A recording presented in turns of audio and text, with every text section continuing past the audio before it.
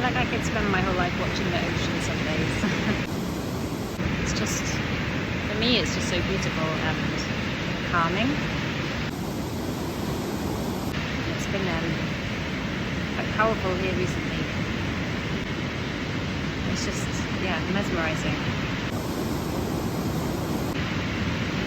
Best meditation.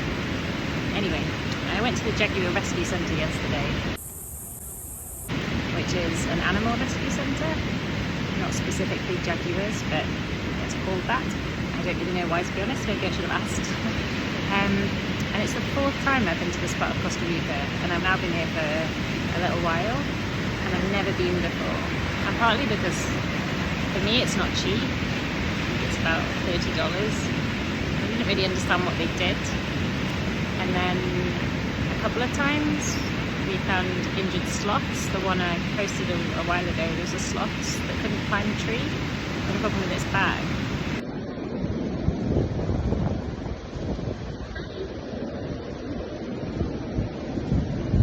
And they're like the animal hospital, and they come out and they rescue the animal and then they look after them, and it's apparently decided by the government which ones get released. And some animals can't be released. They have some sloths that have been there for a really long time because they have birth defects. Like one is blind and one doesn't have any fingers.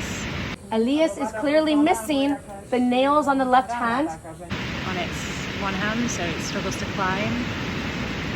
And a lot of animals that have been rescued from being pets.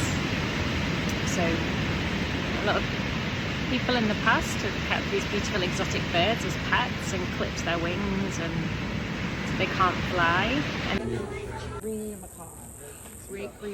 they live for a really long time, so you can't just, I don't know, can't be released into the wild, so they have to be looked after somewhere.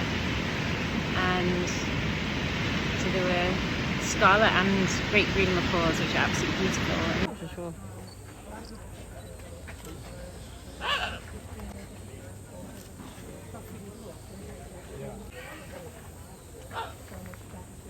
One of the reasons that the great green macaws are critically endangered because of poaching, because they're so beautiful, and also these animals can be super intelligent and trained to do stuff. And actually, I learned that their babies stay with them until they're 3.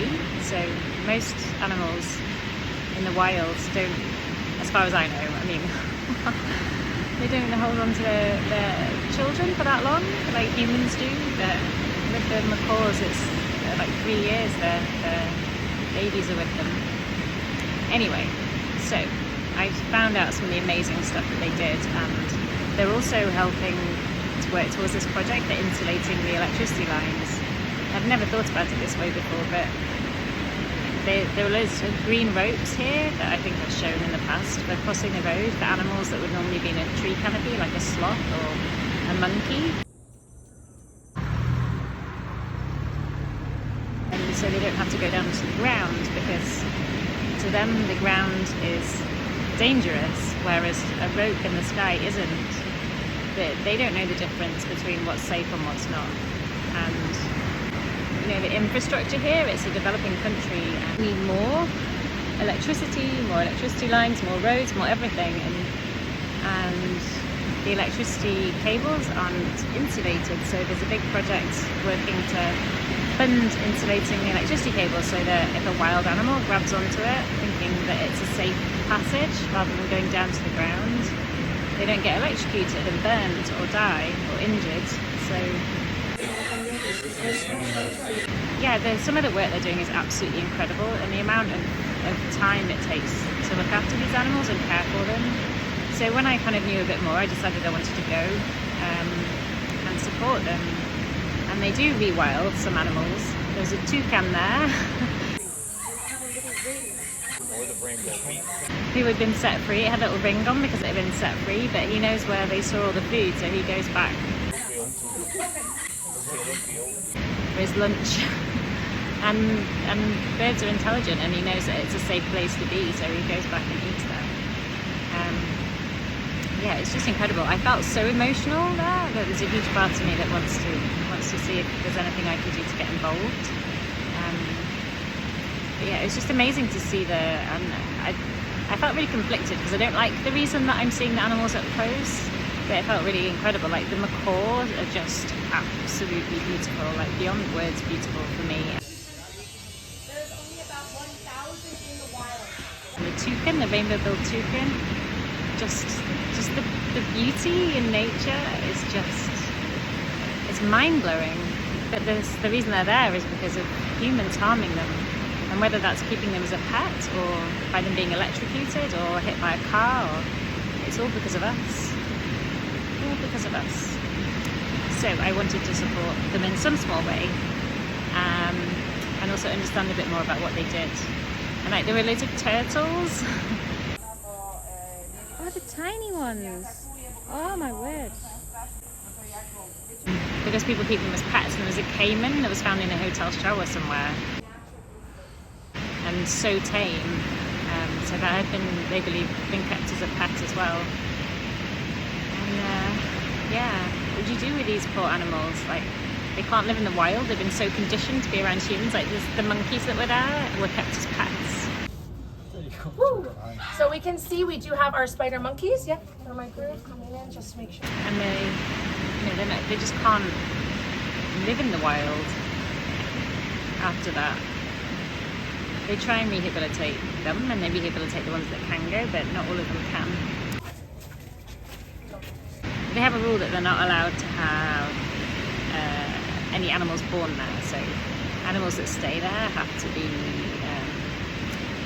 fertilized, have to be sterilized. But the problem with turtles is apparently they can remain fertile for many years after they've last been with a male partner, and so sometimes they get little turtle hatchlings. But generally they don't have any new animals being born there because they just couldn't manage it. It's not a breeding program, it's to help them. And the other thing that I think is incredible is that they've never refused an animal. So they've had like big cats, sloths, monkeys, pigs, crocodiles, turtles, birds of all sorts. I think it's just incredible, just incredible. There are all sorts of things that you just don't know that people are doing and dedicating their lives to. So the lady that started the centre was from Spain originally and working a lot with monkeys, and then started this monkey place, and gradually all the animals came, like Noah's Ark, I think. Yeah, it's just beautiful. And then today, by contrast, I went to see a football game on the television in a bar, which I've lasted this long for the World Cup, but everyone that I work with was going. It was in the middle of the day, and I was like, you know what, England were playing, so I went, and yeah, I get that a lot of people are really into it, but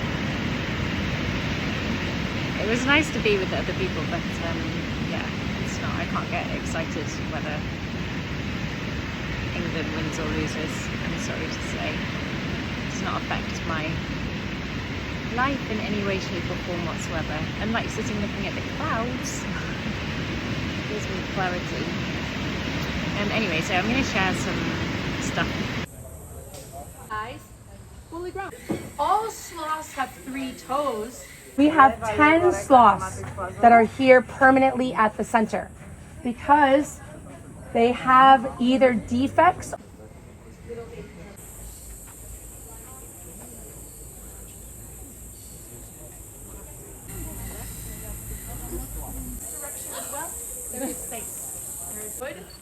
They're not listed as threat activity as pets. And then so now, so in the very center, now that he's back up on the ground, off the ground, is kind of why I asked you all to give her space because she bites. It's awesome. Everyone comes to Costa Rica and they want to see sloths, monkeys, and toucans. Not only the chance to see one of the rarest birds, not only in Costa Rica, but in the bird bones hollow and fragile. So even if you do put a metal ring on it. How long do the macaws live?